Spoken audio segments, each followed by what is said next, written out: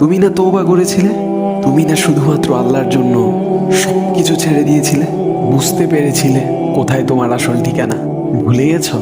আবার কোন পাপ তোমায় গ্রাস করে নিল?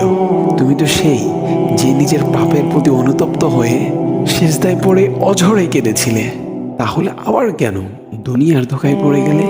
কেন ভুলে গেলে কোথায় তোমার আসল গন্তব্য? তুমি কি হার মেনে নিয়েছো নফসের কাছে? তুমি এত দুর্বল, ভুলে গেছো তুমি কার বান্দা? কে তোমার রব? তোমার রব তো সর্বশক্তিমান। সর্বশক্তিমানের বান্দা আবার কখনো দুর্বল হয় নাকি? মৃত্যু পর্যন্ত লড়ে যাও তুমি। শয়তানকে দেখিয়ে দাও তোমার ইমানের পাওয়ার।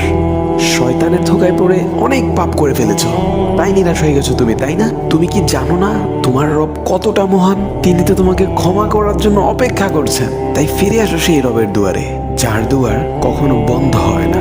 ভিডিওটি ভালো লাগলে একটি শেয়ার করে দিবেন, হয়তোবা আপনার একটি শেয়ারও কারো হেদায়েতের উসিলা বনে যাবে।